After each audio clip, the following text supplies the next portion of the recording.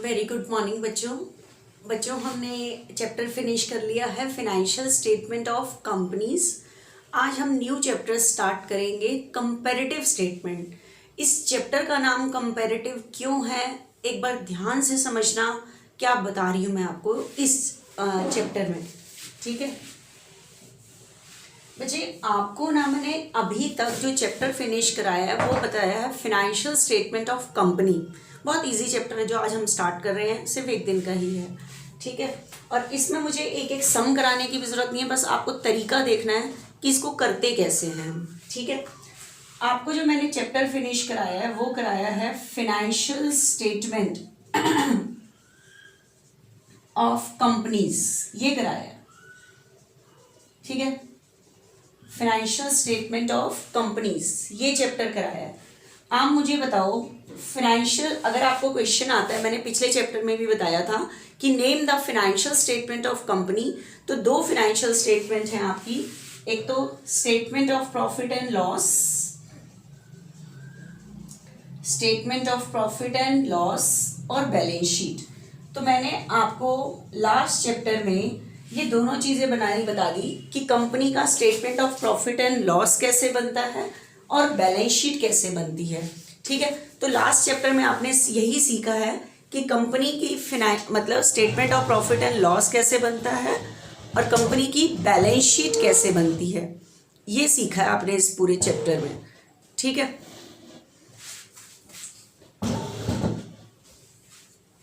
अब आप इस चैप्टर में सीखोगे, आज इस चैप्टर में आप फाइनेंशियल स्टेटमेंट नहीं सीखोगे, आपको फाइनेंशियल स्टेटमेंट गिवन होगी, आपको बना बनाया बैलेंस शीट गिवन होगी, बना बनाई statement of profit and loss दी होगी, आपको एनालिसिस करना है। आपको पता है आपकी इस बुक का नाम फाइनेंशियल स्टेटमेंट नहीं है, financial analysis of financial statement है। मतलब अब आपने कंपनी की बैलेंस शीट और statement of profit and loss बनाना सीख लिया है, अब आप उनका एनालिसिस करोगे। ठीक है, एनालिसिस मतलब आप देखोगे कि कंपनी जब at the end of year अपनी बैलेंस शीट बना लेती है, statement of profit and loss बना लेते हैं, तो कंपनी की पोजीशन अच्छी है या नहीं है। तो हमें कंपनी की फाइनेंशियल स्टेटमेंट का एनालिसिस करना होता है। अब एनालिसिस कैसे करते हैं, हम इसके डाटा उठाते हैं और उसमें से देखते हैं कि कंपनी की सिचुएशन क्या है। तो आज हमने फाइनेंशियल स्टेटमेंट नहीं बनानी, फाइनेंशियल स्टेटमेंट का एनालिसिस करना है। ठीक है, देखना ध्यान से क्या बता रही हूं मैं आपको। अब आपके है ना ये बताया गया है कि जो फाइनेंशियल स्टेटमेंट में जो डाटास गिवन होते हैं ना, वो कॉम्प्लेक्स वे में गिवन होते हैं। कॉम्प्लेक्स मतलब डिफिकल्ट वे में दिए होते हैं, हम उनको इजीली अंडरस्टैंड नहीं कर सकते। ठीक है, तो मान लो किसी कंपनी की सेल गिवन है और आपको पता है कंपनी में सेल को क्या कहते हैं, RFO, रेवेन्यू फ्रॉम ऑपरेशन में के नाम से लिखते हैं। मान लो एक कंपनी की आपको सेल दी हुई है 10 लाख, 10 लाख गिवन है। क्या आप, और आपको पता है सेल कहाँ दी होती है, statement of profit and loss में दी होती है। तो आपने किसी कंपनी का डाटा उठाया और देखा कि इस कंपनी की सेल 10 लाख हो रही है। अब मुझे बताओ, क्या आप इस कंपनी के बारे में सोच सकते हो कि ये कंपनी अच्छी है या नहीं। तो आपको पता है फाइनेंशियल स्टेटमेंट से अगर डाटा कोई लेते हो डायरेक्ट और उससे डिसीजन लेना चाहते हो, तो आपको ये इजीली अंडरस्टैंड नहीं कर सकते कि कंपनी प्रोग्रेस कर रही है या नहीं कर रही। अगर मैं आपको ये कह दूं कि लास्ट ईयर मतलब 2001 की सेल 10 लाख थी और 2000 की सेल 15 लाख हो गई है। कितनी लाख हो गई है, 15 लाख। तब आप आसानी से बता सकते हो कि कंपनी प्रोग्रेस कर रही है, क्योंकि लास्ट ईयर की सेल 10 लाख थी और इस साल की सेल है 15 लाख। तो आप इजीली मतलब वो बता सकते हो कि लास्ट ईयर के कंपैरिजन में 5 लाख सेल बढ़ी है, इसका मतलब कंपनी प्रोग्रेस कर रही है। तो कहने का मतलब है फाइनेंशियल स्टेटमेंट में जो डाटास गिवन होते हैं ना, वो कॉम्प्लेक्स वे में गिवन होते हैं, तो हमें उनको इजीली अंडरस्टैंड नहीं कर सकते। मतलब उन डाटा से हम एनालिसिस नहीं कर सकते कि कंपनी प्रोग्रेस कर रही है या नहीं कर रही। तो आज जो हमारा चैप्टर वही है कि अपनी फाइनेंशियल स्टेटमेंट के डाटास को कंपैरेटिव वे में प्रेजेंट करो, कंपैरिजन करो कि लास्ट ईयर के कंपैरिजन में इंक्रीज हो रही हैं चीजें या डिक्रीज हो रही हैं, ठीक है, ताकि हम ये पता लगा सके कि कंपनी प्रोग्रेस कर रही है या डिक्लाइन पे जा रही है, इंप्रूव हो रही है या डिक्लाइन पे जा रही है, ठीक है। तो अब क्या है, हमारा जो चैप्टर है कंपैरेटिव स्टेटमेंट है, उसके अंदर सिर्फ आपको क्या करना होगा, ध्यान से सुनना, सिंपल बैलेंस शीट दी होगी। सिंपल बैलेंस शीट में आपको पता है बैलेंस शीट में एक करंट ईयर का अमाउंट का कॉलम होता है और एक प्रीवियस ईयर का होता है, वो पूरा गिवन होगा। आपको सिंपल बैलेंस शीट दी होगी, आपको कंपैरेटिव बैलेंस शीट बनानी है कि लास्ट ईयर की कंपैरिजन में चीजें इंक्रीज हो रही हैं या डिक्रीज हो रही हैं। वो सिर्फ मुझे करने का तरीका बना रहे हैं, मतलब आपको फाइनेंशियल स्टेटमेंट गिवन है, आपने उनका एनालिसिस करना है, मतलब सिंपल बैलेंस शीट से कंपैरेटिव बैलेंस शीट बनानी है, ठीक है। कंपैरेटिव बैलेंस शीट के लिए ध्यान से सुनना, जैसे मान लो आपको आरएफओ गिवन है, 1 साल की गिवन है, अभी जो मैंने बताया ये चीज आपको गिवन होगी कि लास्ट ईयर की आरएफओ मतलब सेल है 10 लाख, इस साल की 15 लाख है। ये 2 कॉलम तो आपको दी होंगी ये चीजें, ठीक है, बैलेंस मतलब जो भी statement of profit and loss दिया या बैलेंस शीट, आपको ये 2 कॉलम पूरे करने होंगे। कैसे बच्चे, एक चीज बताओ, अगर आप किसी को बताते हो कि आपके 500 में से 450 मार्क्स आए हैं 12th में, तो आपने अपने मार्क्स बताए हैं ये एब्सोल्यूट फॉर्म में। किसी को ऐसे मार्क्स बता देना मेरे 300 आए हैं, 450 आए हैं, ये अमाउंट की एब्सोल्यूट फॉर्म है, ठीक है। लेकिन अगर आपने किसी को बताया है कि मेरी 90% आए हैं, कितने आए हैं 90, तो ये एब्सोल्यूट फॉर्म नहीं है, ये परसेंटेज की फॉर्म में है। किसकी फॉर्म में है, परसेंटेज की फॉर्म में। अगर किसी को अमाउंट बता देते हो 450 300 आए हैं, तो ये एब्सोल्यूट फॉर्म में है। किसी को परसेंटेज में बताते हो तो ये परसेंटेज की फॉर्म में है, ठीक है। तो अब ध्यान से सुनना, बताओ लास्ट ईयर सेल कितनी थी 10, इस साल कितनी हो गई 15, तो आपका ये एक कॉलम बनेगा एब्सोल्यूट अमाउंट ऑफ इंक्रीज और डिक्रीज, ठीक है। तो अब मुझे बताओ लास्ट ईयर सेल कितनी थी 10 लाख, अब कितनी हो गई 15 लाख, तो मुझे बताओ लास्ट ईयर के कंपैरिजन में इंक्रीज हो रही है या डिक्रीज, इंक्रीज हो रही है। कितने से सेल इंक्रीज हुई है 5 लाख। तो ऐसे इस तरह से आपको करना है कि लास्ट ईयर इतनी थी, ये चीज तो गिवन होगी, आपको कंपैरिजन करना है कि लास्ट ईयर के कंपैरिजन में इंक्रीज हो रहा है या लास्ट ईयर के कंपैरिजन में डिक्रीज हो रहा है, ठीक है। तो आपने देखा लास्ट ईयर सेल 10 लाख थी, इस साल 15 लाख हो गई, तो बताओ लास्ट ईयर के कंपैरिजन में क्या हो रही है, इंक्रीज। लेकिन आपने 5 लाख लिखा तो आपने इंक्रीज और डिक्रीज की एब्सोल्यूट अमाउंट बताई कि 5 लाख से बड़ी है, लेकिन फिर उसके बाद इंक्रीज और डिक्रीज की परसेंटेज भी बतानी है, परसेंटेज ऑफ इंक्रीज और डिक्रीज, ठीक है। अब परसेंटेज कैसे निकलेगी, तो मुझे बताओ, ये तो एब्सोल्यूट अमाउंट है, जैसे आपके मार्क्स हैं 450, ये एब्सोल्यूट अमाउंट में, अगर मैं इसकी परसेंटेज निकालूं तो कैसे निकलोगे, 450 अपॉन में टोटल मार्क्स इनटू 100, तो परसेंटेज निकालने के लिए इस तरह से तो आपका 90% आएगा।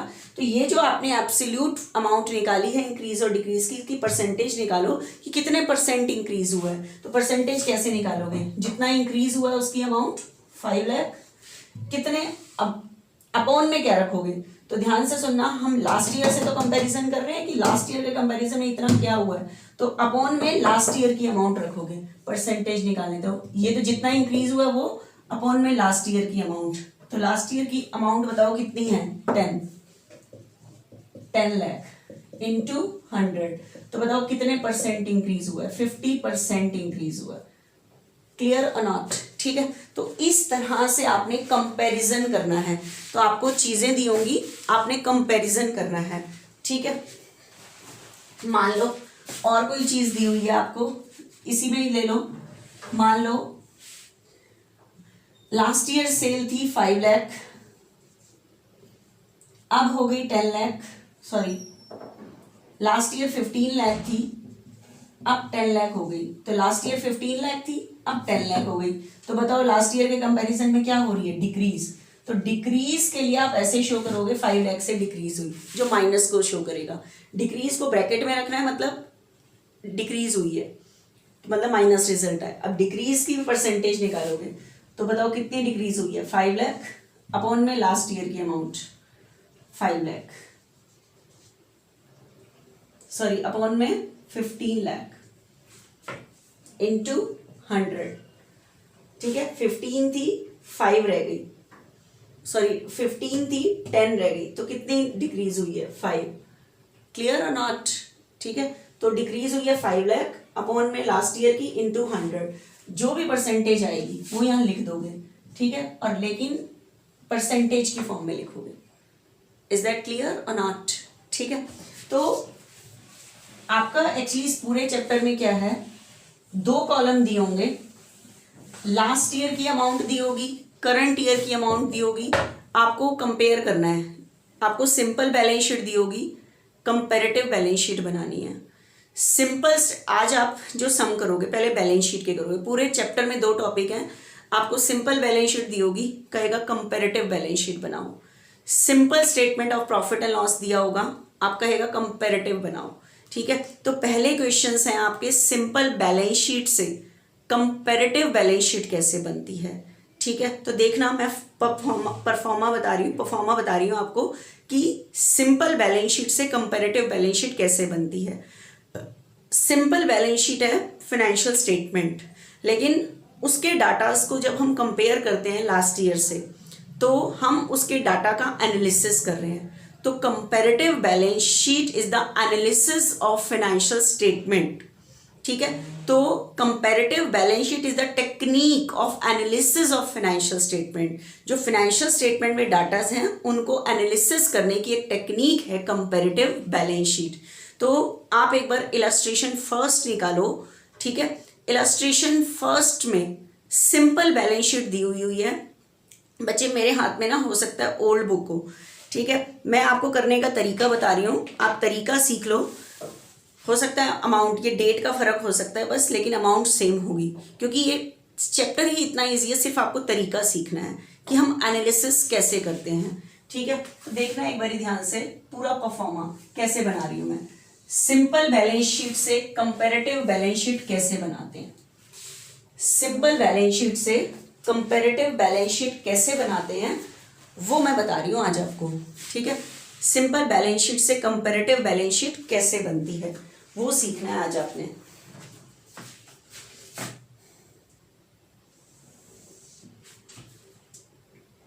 Note number as it is. आपको पता है जब आप सिंपल बैलेंस शीट बनाते थे, आपके पास ये कॉलम होता था पर्टिकुलर का, ये नोट नंबर का, और आपको पता है ये करंट ईयर और ये प्रीवियस ईयर। जो सिंपल बैलेंस शीट होती है उसमें करंट ईयर पहले होता है, प्रीवियस बाद में। लेकिन जब आप कंपेयर कर रहे होते हो, कंपैरेटिव बैलेंस शीट बना रहे होते हो, तो प्रीवियस ईयर को पहले लिखते हो और करंट बाद में, क्योंकि कंपेयर करना है, लास्ट ईयर कितना था अब कितना हो गया। तो कंपैरेटिव बैलेंस शीट में, क्योंकि हमें कंपेयर करना है, अपने बैलेंस शीट के डाटास को लास्ट ईयर से कंपेयर करना है। लास्ट ईयर कितने थे अब कितने हो गए, कितने इंक्रीज हुए, कितने परसेंट इंक्रीज हुए, या कितने डिक्रीज हुए, कितने परसेंट डिक्रीज हुए। मतलब हमें बैलेंस शीट के डाटास का एनालिसिस करना है। एनालिसिस मतलब फाइंड आउट करना है चीजें बढ़ रही हैं या चीजें कम हो रही हैं, ठीक है। तो आपको पता है ये 2 दिए गिवन होंगी, लेकिन ध्यान रखना रियल बैलेंस शीट में करंट ईयर पहले होता है, प्रीवियस बाद में। आपने प्रीवियस पहले लिखना है, करंट बाद में। तो आप अपनी फर्स्ट इलस्ट्रेशन में देखो, सिंपल बैलेंस शीट गिवन है आपको, जैसे मैंने आपको हेडिंग सब हेडिंग बताई है बैलेंस शीट की एज इट इज। लेकिन आप ये चैप्टर तभी कर पाओगे, पहले फर्स्ट चैप्टर आपको सीखना पड़ेगा, उसके बाद ही कर पाओगे, क्योंकि जो मैंने फॉर्मेट बताया है बैलेंस शीट का एज इट इज फॉलो करना है। और जो चीज़ मैंने बैलेंस शीट में से सिलेबस में हटाई थी वो इसमें नज़र भी नहीं आएंगी, ठीक है। तो आप देखो फर्स्ट जो इलस्ट्रेशन आपको दी हुई है उसको हम कैसे सॉल्व करते हैं, ठीक है। ध्यान से देखना, आपको सिंपल बैलेंस शीट से कंपैरेटिव बैलेंस शीट बनानी है। मेरे हाथ में जो बुक है उसके अंदर प्रीवियस ईयर 16 है, करंट ईयर 17 है। आपके पास 2 साल दिए हुए हैं। आपको पता है सिंपल जो रियल बैलेंस शीट होती है उसमें करंट ईयर पहले होता है, प्रीवियस बाद में, लेकिन मैं प्रीवियस पहले लिख रही हूँ। मेरे हाथ में जो बुक है उसके अंदर प्रीवियस ईयर है 16 और करंट ईयर है ये। रियल बैलेंस शीट में ये 17 पहले होता है, प्रीवियस बाद में, लेकिन कंपैरेटिव में प्रीवियस पहले लिखना है, करंट बाद में, ठीक है। तो ये चीज तो आपको गिवन होगी। सिर्फ आपको ये पूरी करनी है। ये 2 कॉलम और बढ़ गए आपके कंपेरेटिव बैलेंस शीट में, क्योंकि कंपेयर करना है। जब आप कंपेयर करोगे कि लास्ट ईयर इतना था, अब इतना हुआ, इंक्रीज हुआ, डिक्रीज हुआ, उसकी एब्सोल्यूट अमाउंट और उसकी परसेंटेज। ठीक है, तो आपने एक कॉलम और बढ़ाना है, एब्सोल्यूट अमाउंट ऑफ इंक्रीज और डिक्रीज। या तो चीजें इंक्रीज होंगी या चीजें डिक्रीज होंगी, और उनकी एब्सोल्यूट अमाउंट बतानी है। जैसे 5 लाख इंक्रीज हुआ तो 5 लाख लिखा, ये एब्सोल्यूट अमाउंट है। कितने परसेंट इंक्रीज हुआ, परसेंटेज निकालनी है। तो परसेंटेज ऑफ इंक्रीज और डिक्रीज, ये 2 कॉलम और बढ़ेंगे आपके कंपैरेटिव बैलेंस शीट में। ठीक है, कंपैरेटिव बैलेंस शीट में ये 2 कॉलम और बढ़ जाएंगे आपके आगे। ठीक है, देखना होगा सिंपल बैलेंस शीट से कंपैरेटिव बैलेंस शीट कैसे बनाते हैं। ऊपर आपने लिखना है, वैसे लिखते थे बैलेंस शीट एज एट, आज लिखोगे comparative balance sheet. Comparative balance sheet as at 31 March 2016 and 18। जब आप रियल बनाते हो उसमें करंट पहले होता है तो वो 17 एंड 16 लिखता है, उल्टा लिखता है। लेकिन इसमें प्रीवियस पहले है, करंट बाद, तो यही लिखोगे 16 एंड 17। कंपैरेटिव बैलेंस शीट बना रहे हो आप। क्लियर और नॉट? ठीक है, अब ध्यान से देखना, बहुत सिंपल है बच्चों। जैसे पूरा फॉर्मेट है, बस आपको ये चीज गिवन होगी, आपको ये 2 कॉलम ही पूरे करने हैं, क्योंकि आपको सिंपल बैलेंस शीट से कंपैरेटिव बैलेंस शीट बनानी है, क्योंकि कंपेयर करना है आपको, एनालिसिस करना है डाटास का। तो एक बार आप मुझे बताओ, सबसे पहला साइड कौन सा होता है? Equity and liability side. ठीक है, इक्विटी एंड लायबिलिटी साइड। इसके अंदर बताओ सबसे पहली जो हेडिंग होती है वो कौन सी होती है? शेयर होल्डर फंड्स होती है।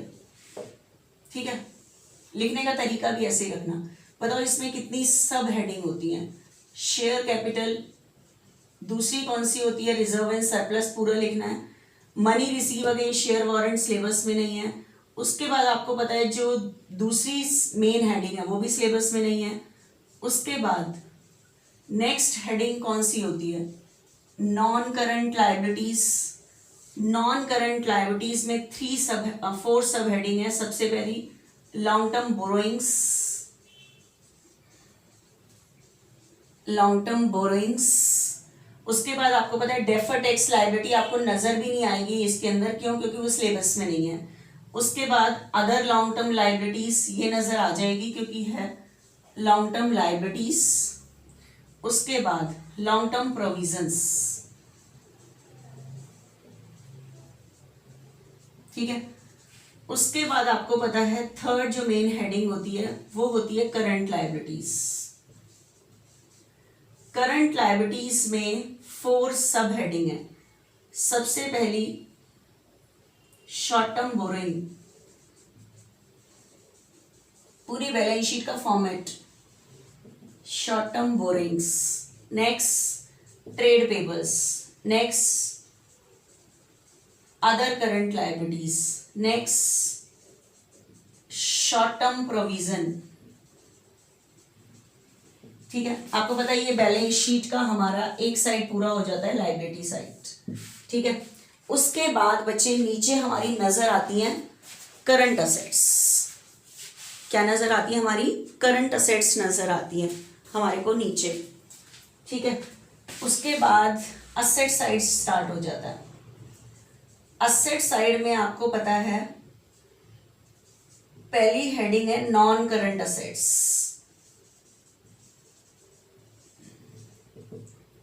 नॉन करंट असेट में सबसे पहली सब हेडिंग फिक्स असेट्स।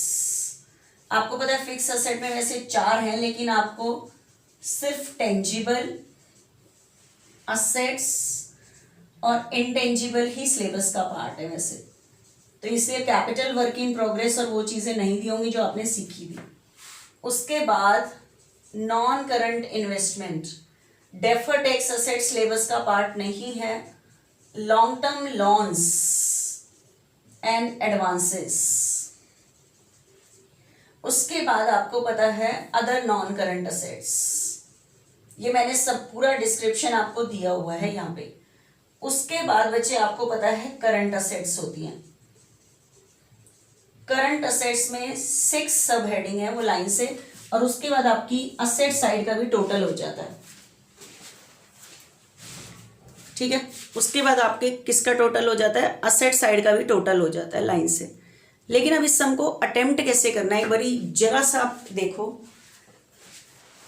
ये चीज आपको इस स्टेप से ही जैसे बैलेंस शीट बनाते हैं एज इट इज आपको हेडिंग और सब हेडिंग में लिखनी है। ये मैंने मैक्सिमम लिखी है। हो सकता है आपको जो आइटम दी हो ये 2 चीजें दी हो, तीसरी ना दी हो सकता है इसमें से 2 दी हो, तो जितनी आपको दी है क्वेश्चन में उतना ही करना है।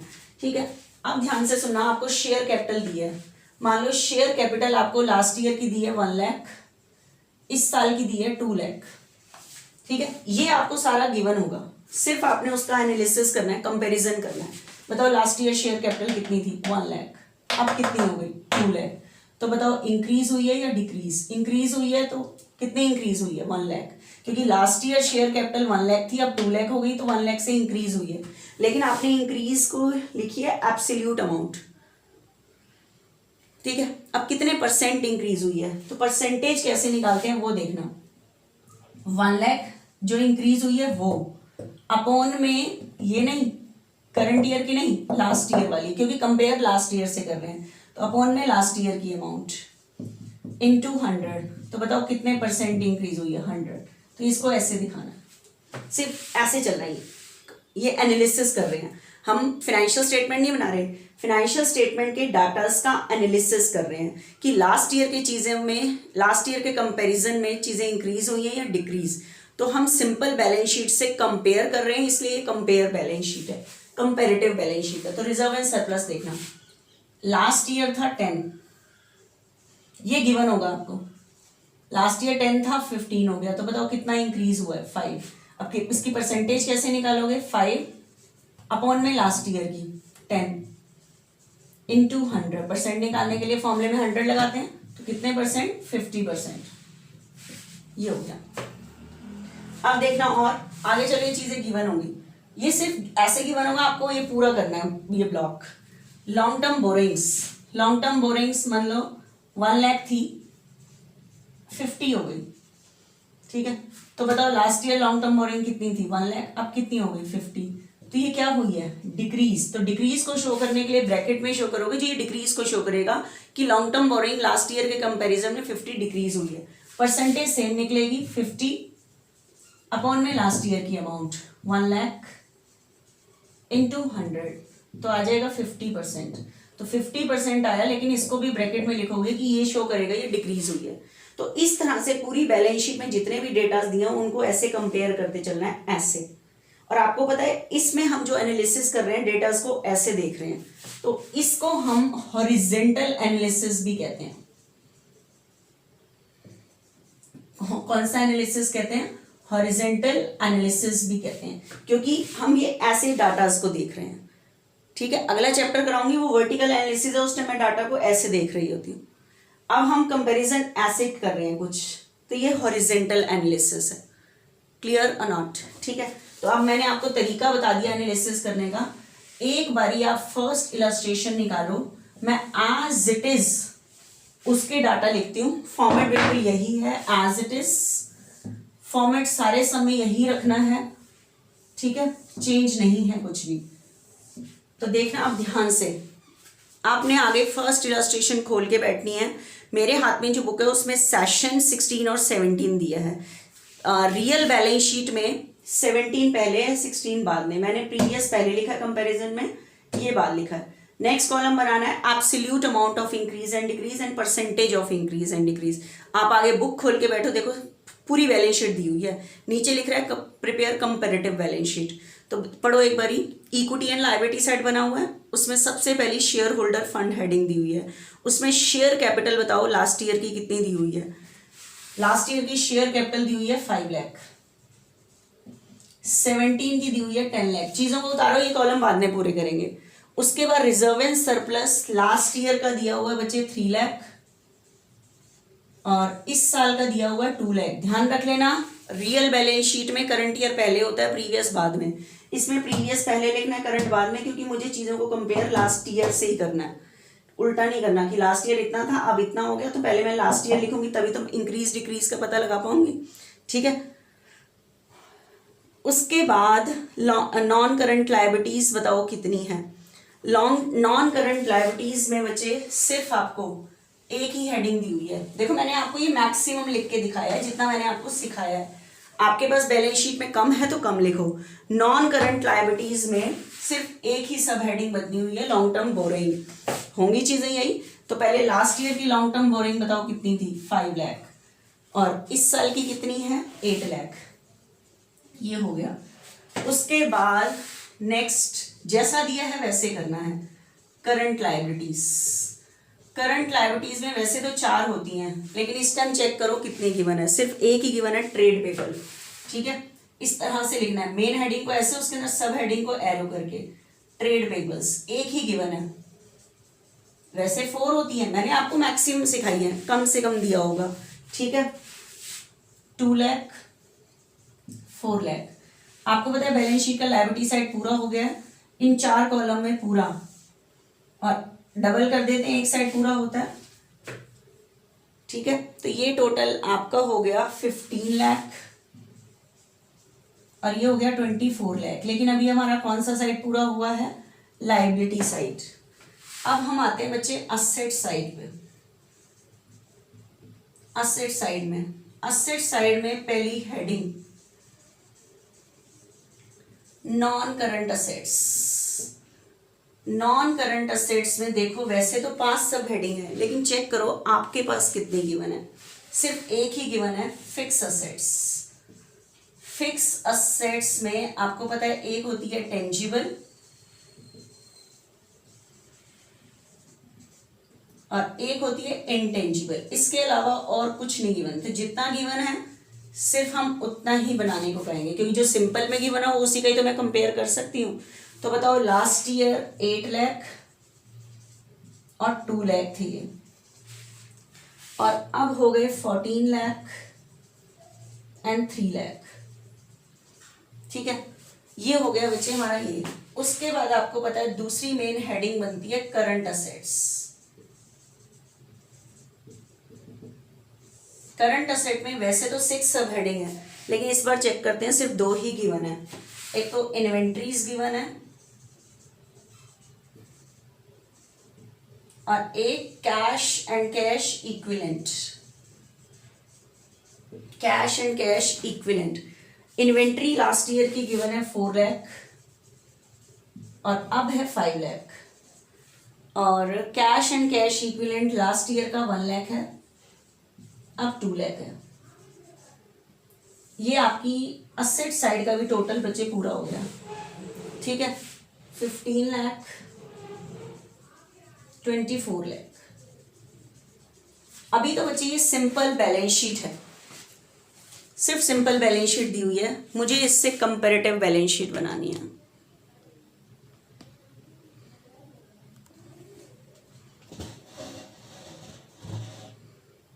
ठीक है, मुझे इससे कैसी बैलेंस शीट बनानी है, कंपैरेटिव बैलेंस शीट बनानी है। देखना ध्यान से। अच्छा देखो कुछ भी नहीं है, ये यहां तक तो सब कुछ गिवन है, बस मैंने उतारा ही तो है।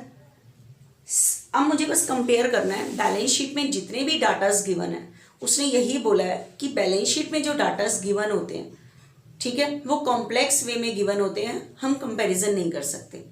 ठीक है, तो बैलेंस शीट के डाटास को इस तरह से प्रेजेंट करना कंपैरेटिव वे में कि एक सिंपल व्यक्ति की समझ में आ जाए कि चीज़ें इंक्रीज हो रही हैं या डिक्रीज हो रही हैं। ठीक है, तो कंपेयर करना, बस ध्यान से देखना कैसे करते हैं। ये कॉलम समझ आ गया, इंक्रीज हो रही है चीज़ें हैं, डिक्रीज हो रही हैं, उसको एब्सोल्यूट अमाउंट। तो absolute amount of increase and decrease, जैसे आप किसी को अपने मार्क्स भी बताते हो 450 और फिर कहते हो 90%, तो आपने अपने मार्क्स को मार्क्स की एब्सोल्यूट अमाउंट भी बताई और परसेंटेज फॉर्म भी बताई। तो देखना last year share capital 5 lakh थी, 10 लाख हो गई, तो बताओ कितनी इंक्रीज हुई है, 5 लाख। ठीक है, ये एब्सोल्यूट अमाउंट। परसेंटेज कैसे निकालोगे, जितनी अमाउंट इंक्रीज हुई है वो अपॉन में करंट ईयर की नहीं, लास्ट ईयर, अपॉन में 5 लाख इंटू 100, तो कितने परसेंट आया? 100%। बस ये कॉलम पूरा ऐसे कर लो, उसके बाद बस आपने ये कॉलम को पूरा करना है परसेंटेज फॉर्म में। 3 था 1 हो गया, तो कितना इंक्रीज हुआ? 1 नहीं सॉरी डिक्रीज हुआ है। 3 थे 2 हो गए, तो कितने डिक्रीज हो रहे हैं? ठीक है, 1 लाख डिक्रीज हो, देख लेना लास्ट ईयर 3 था अब 2 डिक्रीज हो रहा है, तो परसेंटेज निकालो। कैसे निकालोगे? 1 लाख डिक्रीज हुआ है अपॉन में ये 3 इंटू 100। ठीक है, तो अब मुझे बताओ, कोई बात नहीं, पॉइंट में जा रहा है, कोई दिक्कत नहीं है, निकालो आप।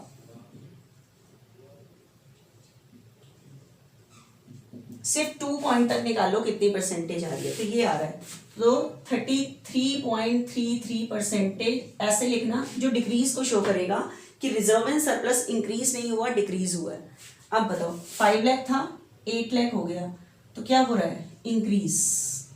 ठीक है, तो ये तो मैंने इंक्रीज की एब्सोल्यूट अमाउंट लिखी, अब इसकी परसेंटेज निकालो, तो बताओ कितना इंक्रीज हो रहा है? 3 अपॉन में 5 लाख इंटू 100। किसी भी चीज की परसेंटेज ऐसे ही तो निकालते हैं, क्लियर और नॉट? तो बताओ कितना आया? 60%।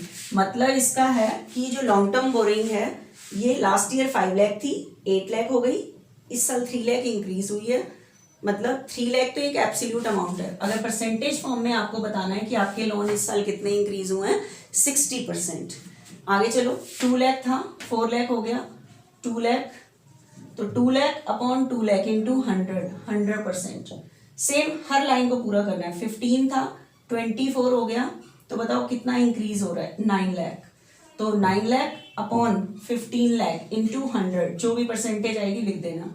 8 था 14 हो गया, तो बताओ कितना इंक्रीज हो रहा है? 6 अपॉन 8 लाख इंटू 100, जो भी परसेंटेज आएगी। 2 था 3 हो गया, तो बताओ कितना इंक्रीज हो रहा है? 1 लाख, तो 1 लाख अपॉन 2 लाख इंटू 100, जो भी परसेंटेज आएगी। 4 था 5 हो गया, कितना इंक्रीज हो रहा है? 1 लाख, तो 1 lakh upon 4 lakh into 100 percentage form में। 1 था 2 लाख हो गया, कितना इंक्रीज हो रहा है? 1 लाख, तो 1 लाख अपॉन 1 लाख इंटू 100%। 15 था 24 लाख हो गया, कितने से इंक्रीज हो रहा है? 9 लाख से, तो 9 लाख अपॉन 15 लाख इंटू 100%। मतलब आपने इसको ऐसे देखना ही है। देखो मैंने ये डाटा सारे उतारने के बाद ऐसे ही तो लिखा, इतना था इतना हो गया इतना, इसलिए इसको हॉरिजॉन्टल एनालिसिस ही कहते हैं, क्योंकि हम जब एनालिसिस कर रहे होते हैं डाटास को, ऐसे चल रहे हैं। देखो सारे, मतलब जो चीज भी उतरी है सबको भी एनालिसिस करना कि चीजें इंक्रीज हो रही हैं या डिक्रीज। तो ये तरीका मैंने आपको बताया सिंपल बैलेंस शीट से कंपैरेटिव बैलेंस शीट कैसी बनती है। क्लियर? ठीक है, तो ये मैंने आपको बताया सिंपल बैलेंस शीट से कंपैरेटिव बैलेंस शीट कैसे बनती है, वो बताया मैंने आपको। ठीक है, तो बच्चे मुझे है ना एक्चुअली एक एक सम बताने की जरूरत नहीं है, एक एक सम आपको खुद करना है। सिर्फ एक बार सेकंड इलस्ट्रेशन को करने का तरीका और बताती हूँ, फिर ये बैलेंस शीट वाले क्वेश्चन खत्म हो जाते हैं। ठीक है, आपको इलस्ट्रेशन और क्वेश्चन खुद करनी है, क्योंकि इसमें कोई टॉपिक ही नहीं है। मतलब मुझे सिंपल बैलेंस शीट से कंपैरेटिव बैलेंस शीट बार बार परसेंटेज निकाल के क्या क्या बताऊं, तरीका बता दिया बस मैंने आपको एनालिसिस कैसे करते हैं। लेकिन एक बारी जो क्या नाम है सेकंड इलस्ट्रेशन है वो निकाल के बैठो एक बारी। चैप्टर है हमारा ये थर्ड, जो सेकंड चैप्टर है वो थ्योरी का चैप्टर है। जब पूरे 6 चैप्टर्स हो जाएंगे तब मैं उसकी थ्योरी बताऊंगी, एक 3 की है।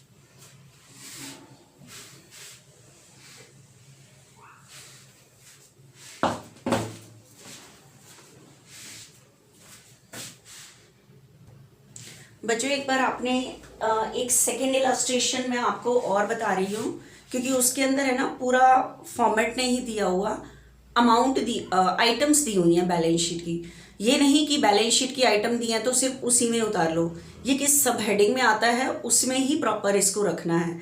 देखो एक बार आप इलस्ट्रेशन सेकेंड निकाल के देखो कि आपको प्रॉपर नहीं दिया हुआ, आइटम्स दी हुई हैं, हेडिंग सब हेडिंग में नहीं दिया हुआ। रिजर्व एंड सरप्लस सबसे पहले दे रखा है, फिर शेयर कैपिटल गिवन है, फिर ट्रेड पेबल्स है, फिर land and building, plant and machinery, goodwill, investment, current asset, long term borrowing, हैं सारी बैलेंस शीट की आइटम, लेकिन प्रॉपर हेडिंग और सब हेडिंग में नहीं दी, लेकिन आपको लिखनी प्रॉपर हेडिंग और सब हेडिंग में है। ठीक है, तो आप एक बार आइटम देखो, मेरे हाथ में जो बुक है उसमें करंट ईयर 17 है, लास्ट ईयर 16, तो मैं लास्ट ईयर पहले लिख रही हूँ, 16 पहले, करंट ईयर बाद में। फॉर्मेट वैसे ही बना लो जैसे आपको मैंने पिछले क्वेश्चन में बताया है। सिंपल बैलेंस शीट में 2 होते हैं कॉलम, इसमें 4 हो जाते हैं, क्योंकि previous year, current year, increase और डिक्रीज की एब्सोल्यूट अमाउंट, परसेंटेज, क्योंकि हमेशा कहेगा सिंपल बैलेंस शीट से कंपैरेटिव बैलेंस शीट बनाओ। ठीक है, तो देखना एक बारी, आप प्रॉपर चलोगे, जैसे जैसे जहां जहां की आइटम होंगी हम रखते जाएंगे। इक्विटी एंड लायबिलिटी साइड में सबसे पहली हेडिंग शेयर होल्डर फंड्स, जैसे लिखते हैं प्रॉपर लिखोगे। शेयर होल्डर फंड में आपको पता है आती है शेयर कैपिटल। अब बताओ शेयर कैपिटल कितनी दी है सेकंड क्वेश्चन में? लास्ट ईयर की 10 लाख दी है, इस साल की भी 10 लाख गिवन है। ये बाद में करूंगी मैं, इंक्रीज हो रही है या डिक्रीज हो रही है, पहले ये चीज पूरी कर लो। ठीक है, उसके बाद आपको पता है दूसरे नंबर पे आता है reserve and surplus. Reserve and surplus check करो, सेकंड क्वेश्चन में कितना दिया हुआ है? लास्ट ईयर का 6 लाख दिया हुआ है, इस साल का 12 लाख दिया हुआ है। ठीक है, ये हेडिंग आपकी पूरी हो गई। उसके बाद आपको पता है दूसरी मेन हेडिंग बनती है नॉन करंट लायबिलिटीज। अब चेक करो इसमें क्या क्या चीजें आती हैं। आपने 2 चीजें तो लिख दी हैं, ट्रेड पेबल करंट लायबिलिटी की आइटम है, land and building machinery goodwill या असेट की है, इन्वेस्टमेंट भी असेट होती है, करंट असेट्स भी असेट, लॉन्ग टर्म बोरिंग, आपको पता है लॉन्ग टर्म बोरिंग इसी में ही आता है, तो आप इस सेकेंड क्वेश्चन से लॉन्ग टर्म बोरिंग ले लोगे। मतलब लिखना ये नहीं कि क्वेश्चन ऐसे दिया तो बस आप 2 कॉलम से 4 पूरे कर लोगे, प्रॉपर हेडिंग में, प्रॉपर सब हेडिंग में लिखना है। तो इस क्वेश्चन में long term borrowing last year की 5 लाख है, इस साल की 4 लाख है। ठीक है, उसके बाद थर्ड नंबर पे होती है करंट लायबिलिटीज। चेक करो आपके पास इस सेकंड क्वेश्चन में कुछ करंट लायबिलिटीज की आइटम दी हुई है। यस, एक दी हुई है ट्रेड पेबल्स। ट्रेड पेबल आपको पता है करंट लायबिलिटी में आता है।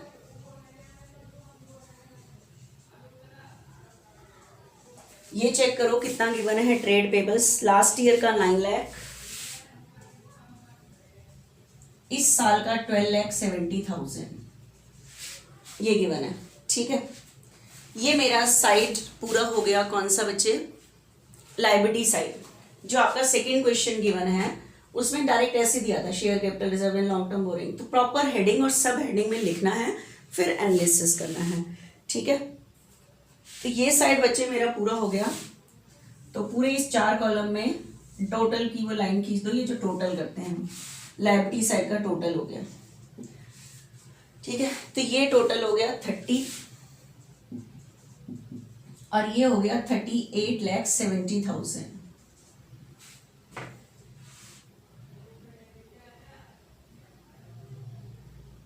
ठीक है, 38,70,000।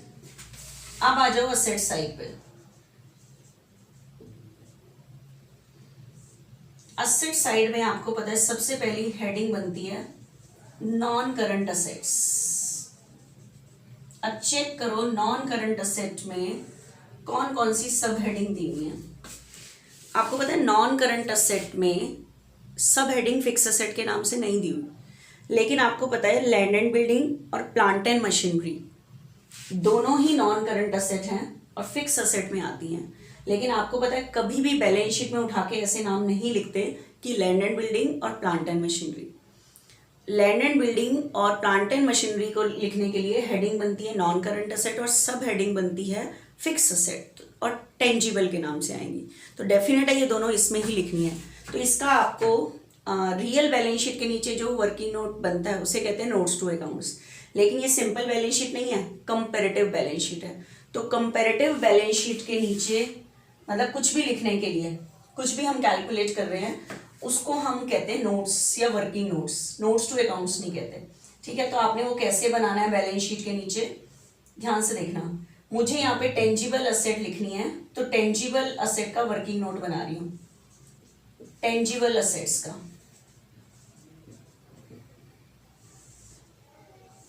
टेंजिबल असेट आपको चाहिए, ठीक है, 2016 की और 2017 की।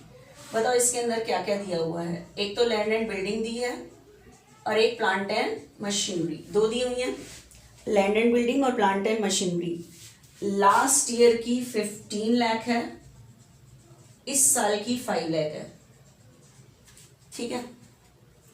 नहीं, लास्ट ईयर की ये दोनों 15 और 5 हैं और इस साल की है 16 लाख एंड 630। तो मुझे बताओ टेंजिबल, इनका टोटल ही तो बनता है टेंजिबल असेट, तो 20 लाख और 22,30,000,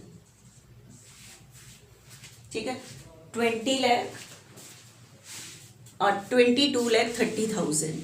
ये बच्चे आपने ये जो बना के ना फिर लिखना है, क्योंकि आपको पता है ब्लेंडेड ये चीज इसके नीचे आएगी, तो मैं आपको दिखाने के लिए इसके लिख रही, यहाँ पे नहीं, इसके नीचे बनाना है ये नोट। रियल बैलेंस शीट के नीचे बनता है उसे कहते हैं नोट्स टू अकाउंट। इसके नीचे जो बनता है उसको वर्किंग नोट कह लो या खाली नोट्स कह लो, कि हमारी अमाउंट कैसे आई। तो आपको पता है लैंड एंड बिल्डिंग डायरेक्ट नहीं लिखी जा सकती बैलेंस शीट में, इस हेडिंग और कौन सी सब हेडिंग में आती है, फिक्स असेट्स और टेंजिबल के नाम से। तो इस क्वेश्चन में टेंजिबल असेट टोटल कितनी थी, लास्ट ईयर तो 20 लाख थी, और ये मैंने कैसे निकाला, इन दोनों असेट का टोटल, और दूसरी थी 22,30,000, ठीक है। तो ये आपका, और ये वर्किंग नोट नंबर 1 था, तो यहाँ पे ये कैसे आया 22, वहां नीचे से पता लग जाएगा, क्योंकि आपने वो वर्किंग नोट नंबर 1 बनाया है। उसके बाद आपको पता है इंटेंजिबल भी है क्वेश्चन में, इंटेंजिबल असेट्स कितनी है। इंटेंजिबल असेट्स सिर्फ गुडविल है बच्चे, तो इसका वर्किंग नोट वैसे बताना पड़ेगा, टोटल करने की जरूरत नहीं है, क्योंकि आपको पता है गुडविल डायरेक्ट नहीं लिखते, हेडिंग यही है, सब हेडिंग ये है, लेकिन आएगा इंटेंजिबल में। तो गुडविल दी हुई है, लास्ट ईयर की 1 लाख थी, इस साल की है नहीं। अब किसी को क्या क्या पता यहाँ इंटेंजिबल में गुडविल है, तो नीचे आप नोट्स टी बनाओगे, इसके नीचे नोट्स कि इंटेंजिबल जो असेट है उसमें गुडविल है,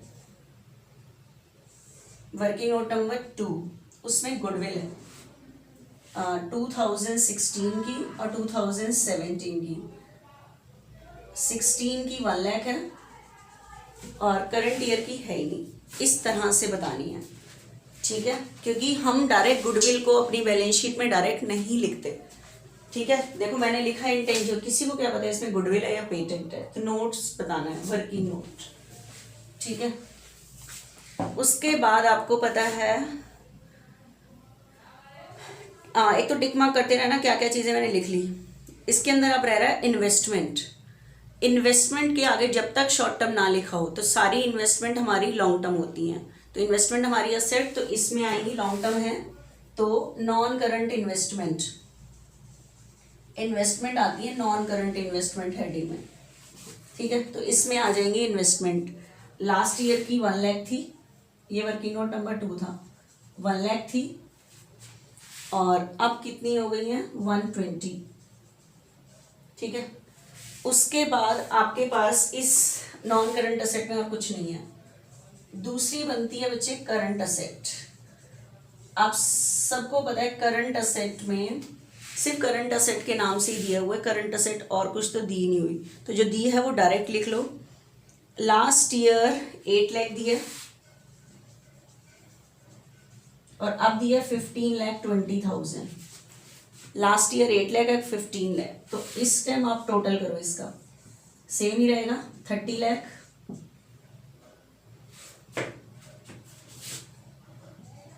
और 38,70,000, ठीक है। ये पूरा करना है यहाँ तक। उसके बाद आपको पता है सिर्फ इंक्रीज डिक्रीज निकालना है, मेरा क्वेश्चन खत्म है। आप बताओ लास्ट ईयर 10 लाख था, अब इंक्रीज 10 है तो नो इंक्रीज नो डिक्रीज। 6 था 12 हो गया, कितना इंक्रीज हुआ 6 लाख, तो 6 लाख अपॉन लास्ट ईयर की अमाउंट इनटू 100%। 5 था 4 हो गया, तो 1 लाख से डिक्रीज हुआ है, तो 1 लाख अपॉन में लास्ट ईयर 5 लाख इंटू 100, तो जो भी परसेंटेज आएगी वो यहाँ लिख दोगे। 9 लाख अपॉन ये इतना था, इंक्रीज हुआ कितने परसेंट, इतना था, इतना हो गया, कितना इंक्रीज हुआ कितने परसेंट।